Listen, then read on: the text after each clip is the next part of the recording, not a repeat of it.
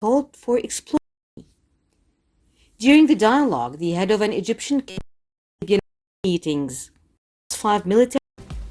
Les détails du journal. Le président Abdel Fattah el-Sisi a reçu aujourd'hui le ministre irakien des Affaires étrangères, Fouad Hussein, en présence du chef des services de renseignement, le général Abbas Kamel, et l'ambassadeur de l'Irak au Caire, Ahmad Doulaimi. Le porte-parole de la présidence, l'ambassadeur Bassam Radi, a affirmé que le ministre irakien des Affaires étrangères a retransmis au président el-Sisi un message de son homologue irakien et frère, Barham Saleh. Et pour plus de détails, voici ce récit.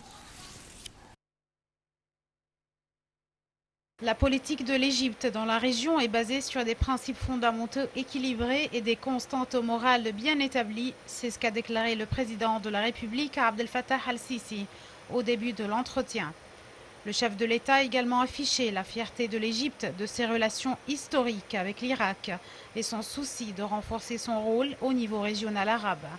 Le président el-Sisi a aussi affirmé que l'Égypte est prête à fournir tout le support et le soutien au peuple irakien sur tous les volets, que ce soit au niveau bilatéral ou dans le cadre des mécanismes de coopération tripartite avec le royaume hachémite, à la lumière du travail arabe conjoint visant à réaliser la paix et la stabilité pour tous.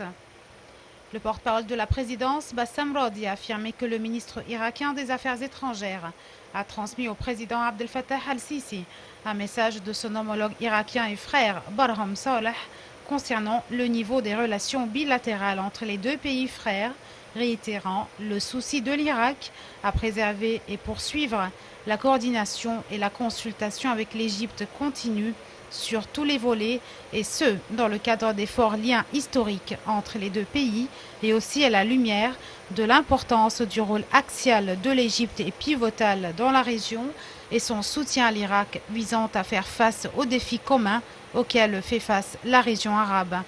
Le porte-parole de la présidence a ajouté que le président Abdel Fattah el-Sisi et le ministre irakien des Affaires étrangères ont évoqué la situation politique et sécuritaire dans la région et les défis imposés à cet égard. Bassam Radi a ajouté que les deux responsables se sont mis d'accord sur la poursuite de la consultation commune entre les deux pays en vue de rétablir la sécurité et la stabilité. De surcroît, ils ont aussi évoqué les moyens de renforcer les domaines de la coopération économique commerciale, notamment l'investissement et le suivi de la mise en application des projets émanant du mécanisme de coopération tripartite avec la Jordanie. Le président Abdel Fattah el-Sisi a finalement demandé au ministre irakien des Affaires étrangères, Fouad Hussein, de remettre ses salutations à son homologue frère irakien Barham Saleh, ainsi qu'au Premier ministre Mustafa al-Kazemi.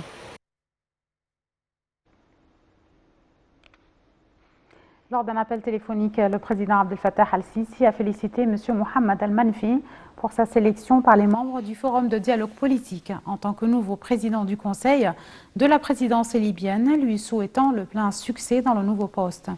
Le chef de l'État a exprimé son aspiration à ce que le choix de la nouvelle direction libyenne représente le début d'une nouvelle ère dans laquelle toutes les institutions de l'État libyen travaillent d'une manière unifiée.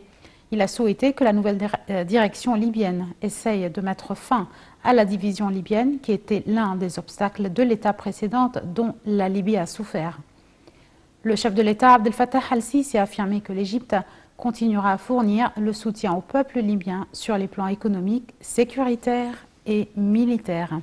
Et le nouveau président du Conseil de la présidence libyenne, Mohamed al-Manfi, a pour sa part exprimé sa gratitude pour les félicitations du président el-Sisi.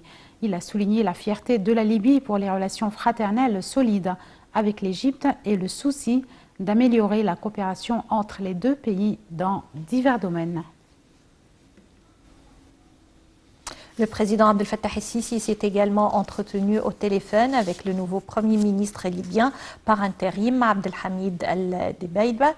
Le porte-parole de la présidence a déclaré que le chef de l'État a félicité M. Debaiba d'avoir obtenu la confiance des membres du Forum pour le dialogue politique, lui souhaitant ainsi qu'à son peuple libyen frère le plein succès dans la prochaine période de transition de l'autorité en Libye.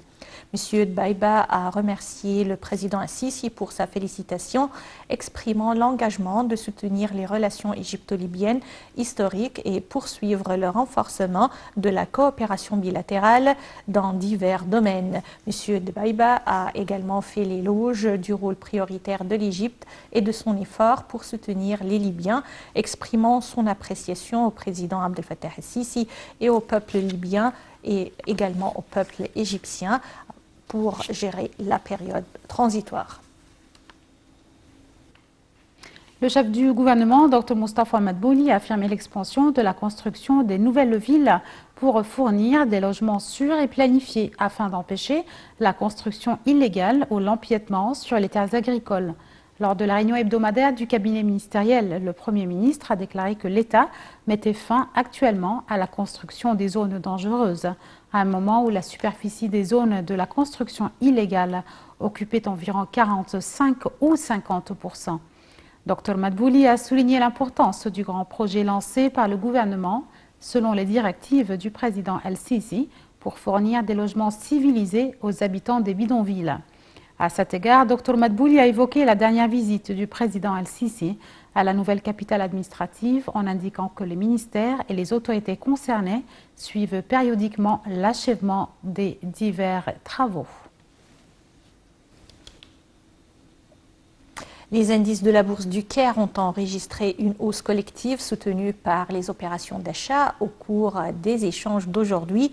Le capital du marché des entreprises cotées en bourse atteint 6,8 milliards de livres égyptiennes. L'indice principal, le GX30, a gagné 0,85%, clôturant au niveau de 11 545 points.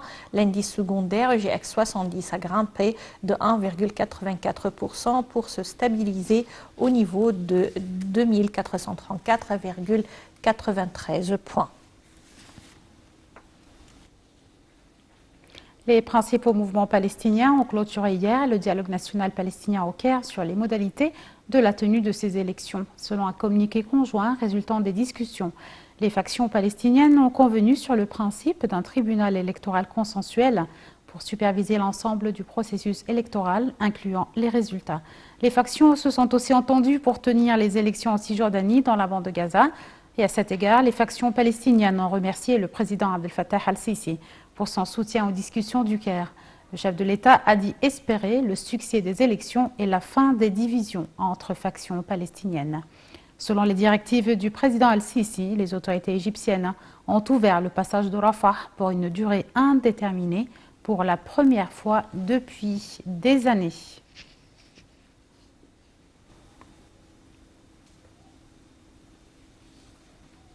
Le secrétaire général de la Ligue arabe, Ahmed Aboulghait, s'est félicité des résultats du dialogue des factions palestiniennes que le Caire a accueilli au cours des 2 derniers jours.